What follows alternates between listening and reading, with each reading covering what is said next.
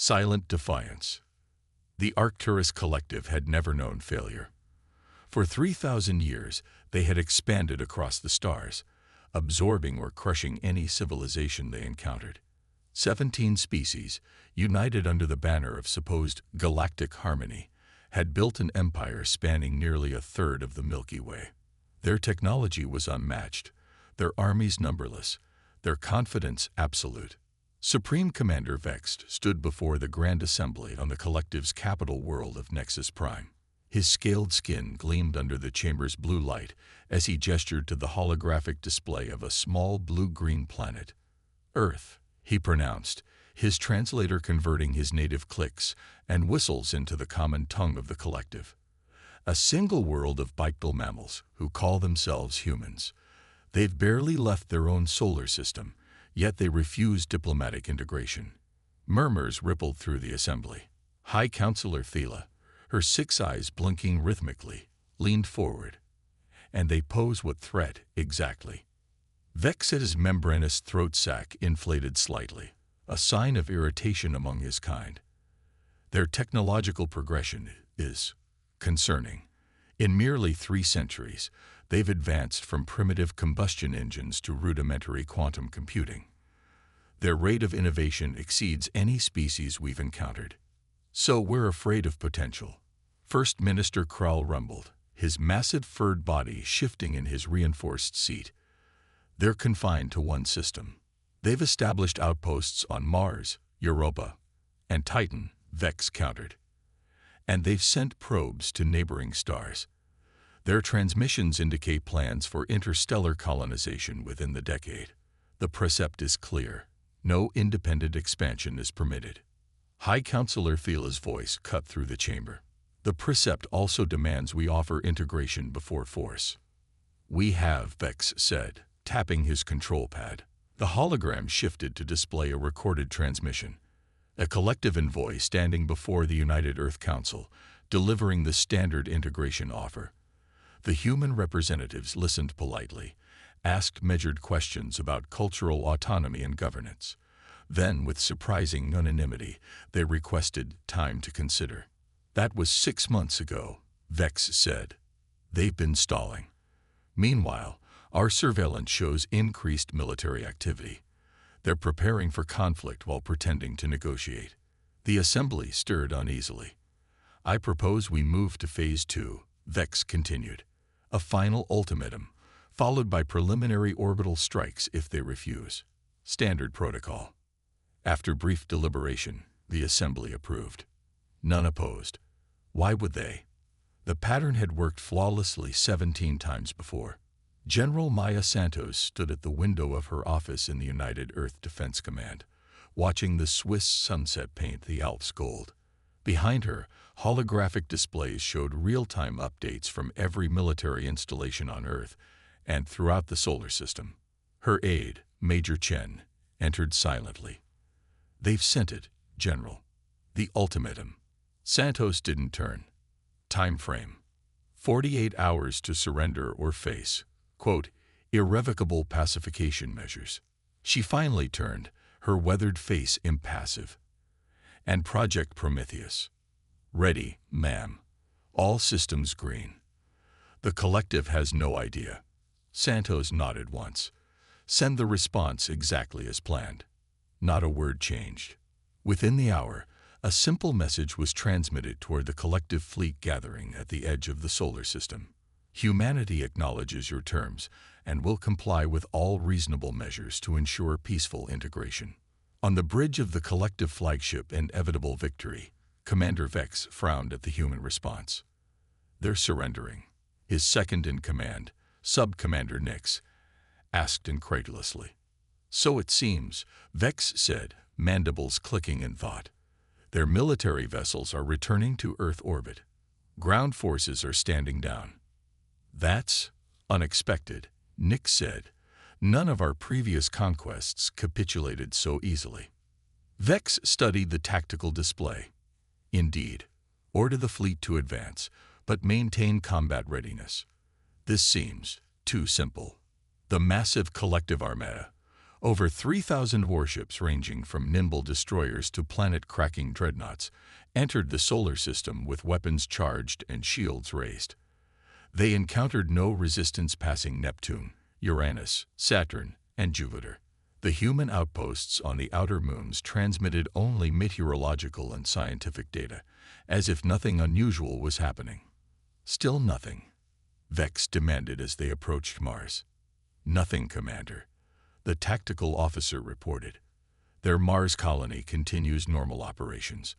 Their orbital platforms are powered down. Earth defense systems appear offline. I don't like it, Vex muttered. Scan everything. Multiple frequencies, full spectrum. As the fleet reached lunar orbit, Vex ordered a pause. Send the integration protocol. Let's see how they respond to detailed terms. The message was dispatched. Complete disarmament, installation of collective governance, appropriation of resources, cultural assimilation plans, the standard package that had broken the spirit of countless civilizations. Earth's response came within minutes. Terms accepted. Landing coordinates for your delegation attached. We await your arrival to formalize our integration. Vex's throat sac inflated fully now, a sign of extreme agitation. It's a trap, he hissed. Based on what evidence, Commander? Nix asked. Our scans show no active weapons. Their military is dormant. Vex paced the command deck. No species surrenders without a fight. Not once in 3,000 years. Perhaps they're simply rational. Nix suggested. They recognize our superior force. After long deliberation, Vex made his decision. We proceed with caution. Deploy Phase 3, limited demonstration strikes. Target their largest military installation. Show them our power is real. In the underground command center beneath the Rocky Mountains, General Santos watched as the collective dreadnought positioned itself over the abandoned Norfolk Naval Base. They took the bait, she said, her voice echoing in the cavernous room filled with Earth's top military and scientific personnel. Prometheus status. Dr. Eliza Wright, the project's lead scientist, nodded. Her dark eyes gleamed with anticipation. All systems primed. Quantum entanglement network at 100% efficiency. The moment they fire. Santos turned to the global command interface. All units, Sleeping Dragon protocol is now active. I repeat, Sleeping Dragon is active. Across Earth and throughout the solar system, seemingly dormant facilities hummed to life, though no energy signatures escaped to betray their awakening. Commander Vex gave the order without ceremony. Fire. From the underbelly of the dreadnought, a concentrated plasma beam lanced downward. It should have vaporized the naval base and surrounding area for 20 kilometers. Instead, something impossible happened. The beam struck what appeared to be empty air 5 kilometers above the target and vanished. No explosion, no impact. Simply gone. Report, Vex barked. Unknown energy field. The tactical officer stammered. It absorbed the plasma completely. Impossible, Vex snarled. Increase power. Full barrage. The dreadnought unleashed its full arsenal, plasma beams, antimatter missiles, graviton pulses, all to no effect. Each weapon disappeared into the invisible barrier. Then, silence. Commander, the communications officer said, voice trembling. We're receiving a transmission. From Earth. On the main view screen, a human woman appeared. She wore a simple dark uniform with minimal insignia. Her gray-streaked black hair was pulled back severely, highlighting sharp cheekbones and eyes that seemed to pierce through the screen. This is General Maya Santos of United Earth Defense Command, she said calmly. You have fired upon our planet after we accepted your terms. This constitutes an act of war under your own collective laws. Vex stepped forward. Your surrender was a deception. Santos smiled thinly. We never surrendered, Commander. We agreed to reasonable measures for peaceful integration. Your reasonable measure was apparently to bombard our planet despite our compliance. You've shown your true intentions. It changes nothing. Vex said. Your defenses, while impressive, cannot stop our entire fleet. We haven't even started defending ourselves yet, Santos replied. You wanted war. Now brace yourself for the consequences. The transmission cut. For a moment, the bridge was silent. Then the sensors erupted with alerts. Energy signatures, the tactical officer cried. Thousands of them, appearing from nowhere. The view screen showed a staggering sight. All around Earth, on the Moon, on Mars, even in the asteroid belt, warships were appearing. Not launching, not decloaking, simply materializing where nothing had been seconds before. Impossible, Vex breathed. Where did they come from? Unknown technology, Nix said, his voice hollow. Our sensors detect no engine signatures, no power cores as we understand them. Before Vex could respond, the human fleet opened fire. It wasn't plasma or lasers or any weapon the collective recognized. Beams of shifting blue-white energy lanced out, and wherever they touched a collective ship, something fundamentally wrong happened to matter itself. Ships didn't explode, they unraveled, their atomic structures seemingly pulled apart. In the first 30 seconds, the collective lost 50 ships. Evasive maneuvers, Vex shouted. Return fire.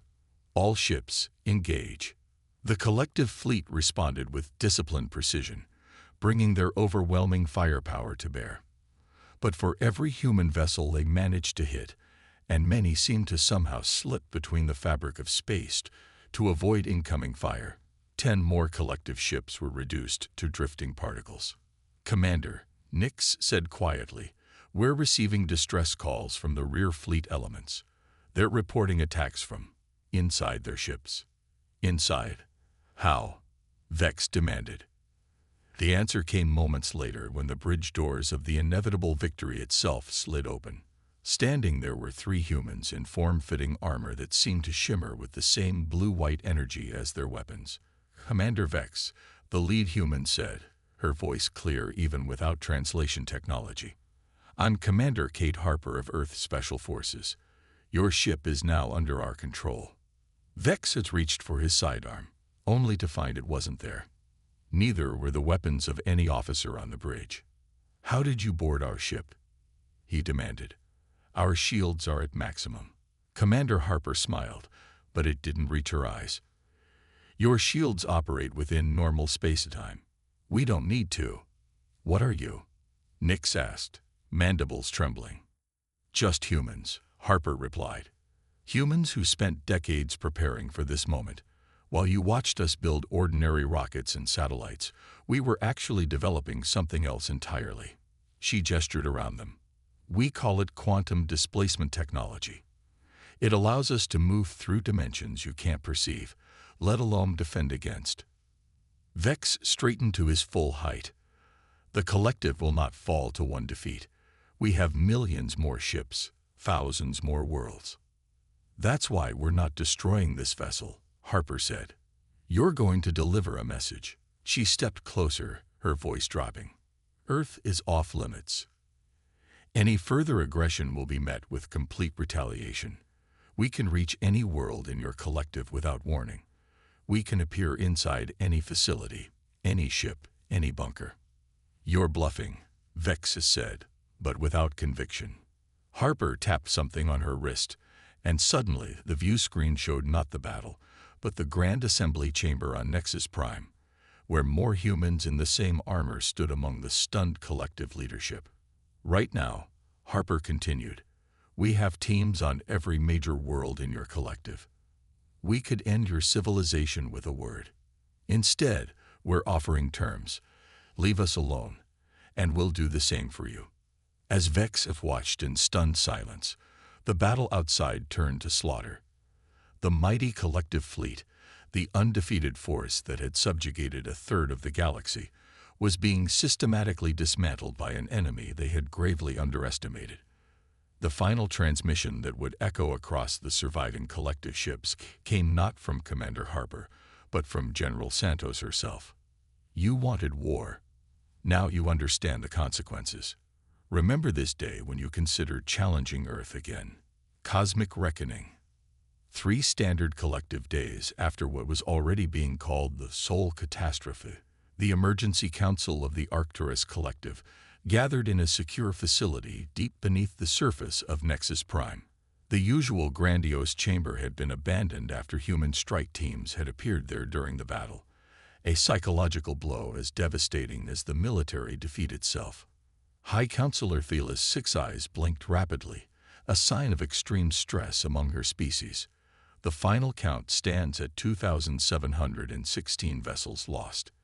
Nearly 4 million personnel, 23% of our total naval strength, gone. The assembled leaders sat in stunned silence.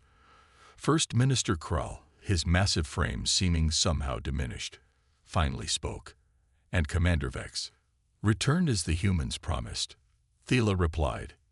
His ship was the only major vessel permitted to leave the Sol system intact. The humans even repaired its jump drive. A message, rasped Elder Ziv of the Soren Confederation, the oldest member species of the collective. They want us to know they could have destroyed everyone, but chose not to. Commander Vex himself entered the chamber then. Protocol would normally have required him to face military tribunal for such a catastrophic defeat, but these were not normal times. His scales had lost their luster, and his proud posture was gone. Commander, Thela acknowledged.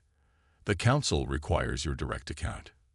Vex's throat sac remained deflated, a sign of submission or depression. The records from the inevitable victory are complete. The humans possess technology we cannot counter. They move through space in ways our science cannot explain. Surely there must be a defense, Minister Krell insisted. How do you defend against an enemy that can appear inside your most secure facilities without warning? Vex asked hollowly. They could be in this room right now, and our sensors would never detect them. A shudder passed through the assembly. There is more, Vex continued. Before releasing my vessel, they provided this. He placed a small crystalline data cube on the central table. It projected a holographic star map of the entire collective territory. Red points of light appeared throughout the projection. Thousands of them, on every major world, military installation, and strategic location. What are we seeing? Thela asked, though all suspected the answer. Locations where human strike teams deployed during our engagement. Vex said quietly. They were everywhere. Simultaneously, they could have collapsed our entire civilization in a single coordinated strike. Elder Ziv's ancient eyes narrowed. How long have they had this capability? Why reveal themselves only now? I asked the same question. Vex replied. The human commander, Santos, said they've been developing this technology in secret for decades. They knew about the collective long before we officially discovered them. Impossible, Krall objected. Our surveillance is perfect. Evidently not, Thela said sharply. What else, Commander? She said they chose to reveal themselves now because they detected our surveillance probes. They knew we would never accept their independence, so they prepared. The entire public face of their civilization, the conventional spacecraft, the planetary defense systems we observed, it was all a facade, a deception to hide their true capabilities. While the collective leadership struggled to comprehend their new reality, General Santos and her command staff were addressing the United Earth Council in the restored United Nations building in Geneva. The Arcturus Collective has withdrawn completely from our solar system. Santos reported. All 17 of their member worlds have been infiltrated and mapped. Strategic targets have been identified and logged. President Amara Okafor of the United African Federation, who currently held the rotating Earth Council leadership, leaned forward. And casualties on our side. 43 personnel lost, Madam President. 29 ships damaged beyond repair. The council chamber erupted in murmurs. The disparity was beyond staggering. Dr. Wright, seated beside Santos, added, the quantum displacement network performed beyond expectations. The enemy had no defense against phase-shifted matter. Their weapons, their shields, all designed to work in normal space-time. President Okafor raised a hand for silence. The question before us now is, what next? We've repelled their invasion. Do we stop there or press our advantage? Santos and Wright exchanged glances. Madam President, members of the Council, Santos began carefully. We have three options. 1. We can establish a defensive perimeter and focus solely on protecting Earth and our colonies. 2. We can launch a limited counterstrike to destroy their military capability, but leave their civilization intact. Or 3. Complete subjugation, rumbled Councillor Vikram Singh of the South Asian Alliance. We could do to them what they intended for us. A heavy silence fell over the chamber. Dr. Wright cleared her throat. There's a fourth option. We've demonstrated our power. Now we can offer genuine diplomatic engagement from a position of strength rather than weakness. President Okafor's eyes narrowed thoughtfully. You're suggesting we offer mercy where they would have shown none. I'm suggesting, Wright said, that we prove ourselves better than them. On the collective world of Vega II, a farming colony near the border of collective space, the local administrator Jex was reviewing crop yields when the sky turned dark. Looking up, he saw a massive human vessel hovering above the main settlement, easily twice the size of the largest collective dreadnought. Panic spread through the colony. There were no military installations here, no strategic value, just farmers and their families. Was this the beginning of the human retaliation? Instead of weapon fire, a transmission reached every communications device. People of Vega II, we come in peace. We have no quarrel with civilians. We bring supplies and medical aid for any who need it. Your leadership attempted to conquer us. They failed, but we do not hold their actions against you. Landing craft descended, and to the colonists' astonishment, human personnel began distributing advanced medical equipment, agricultural technology, and food supplies. A human delegation requested to meet with Administrator Jex. Why are you doing this? Jex asked the delegation leader, a tall human woman who introduced herself as Ambassador Lin Chen. Because conquest isn't our way, Chen replied simply. We defend ourselves when threatened, but we don't punish innocent populations for their leaders' mistakes. Similar scenes played out across dozens of collective worlds, not military strikes, but humanitarian missions, each one carefully documented and transmitted across collective communication channels. Back on Nexus Prime, the Emergency Council watched these transmissions with growing confusion. It's psychological warfare, Commander Vex insisted. They're demonstrating they can reach any world at will. By bringing medical supplies, First Minister Krell asked incredulously. They're dividing us, Vex argued, turning our populations against leadership. And it's working, Elder Ziv observed dryly. Reports indicate growing unrest. The public knows of our defeat. They've seen human ships appearing in their skies, not to attack, but to offer aid. The contrast is problematic. High Counselor Thiela's communication device chimed. She glanced at it, her six eyes widening. We're receiving a direct transmission from Earth itself. They're requesting diplomatic talks.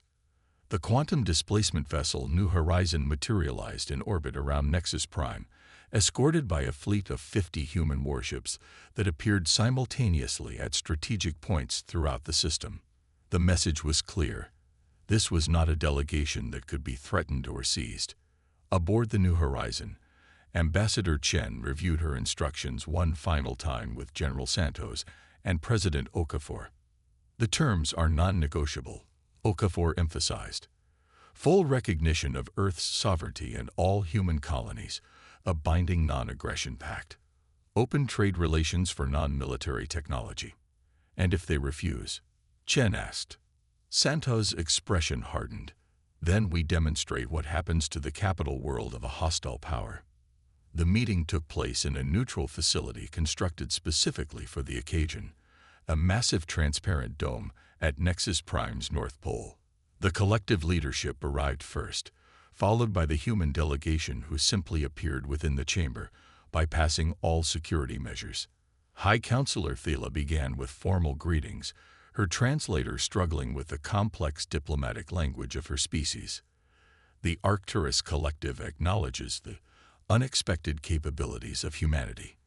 We are prepared to discuss terms of mutual coexistence. Ambassador Chen's response was measured.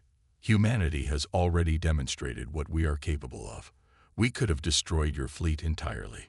We could have appeared in every seat of power across your 17 worlds simultaneously. Instead, we showed restraint. Commander Vexus, Presenta's military advisor, couldn't contain himself. Restraint. You decimated our forces. After you attempted to conquer us, General Santos replied coolly. After you fired upon our planet despite our diplomatic overtures. The difference between us, Commander, is that we stopped when the threat was neutralized. You would have continued until our civilization was absorbed. First Minister Crow leaned his massive frame forward. What do you want from us? Recognition, respect, and a promise, Chen said. The same promise you should have offered instead of threats.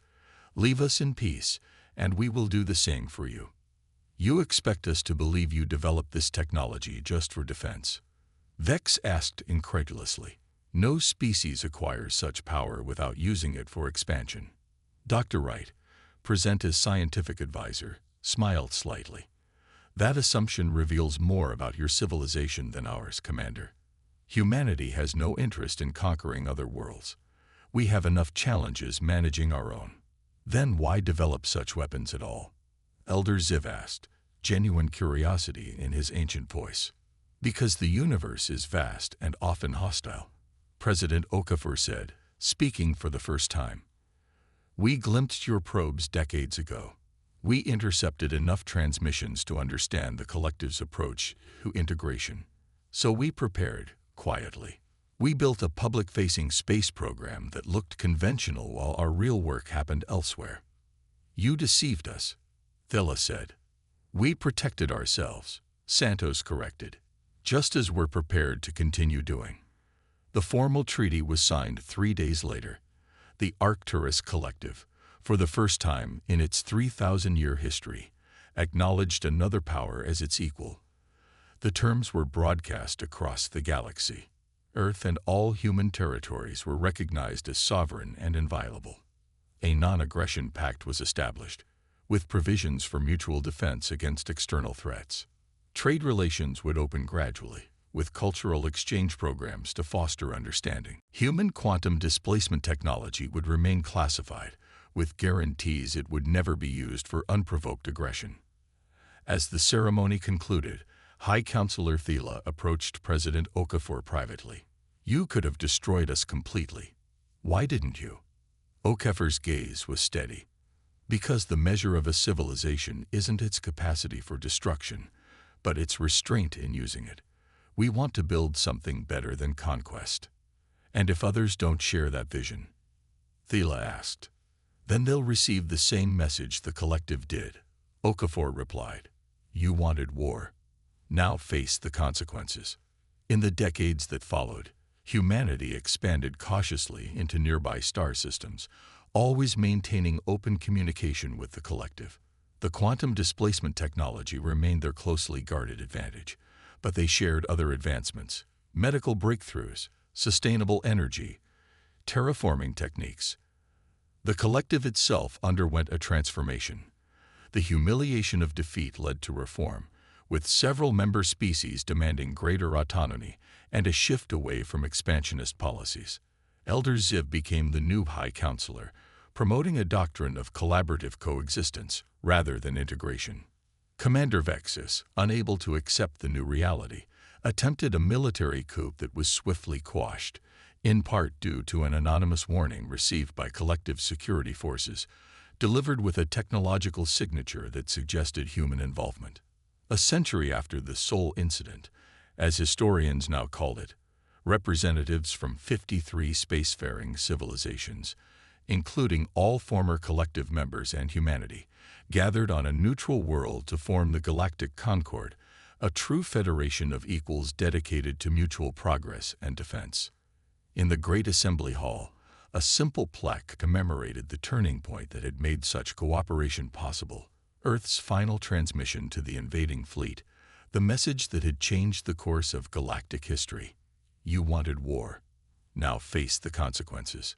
Below it, added by mutual agreement, was a second line. And from those consequences, we built peace.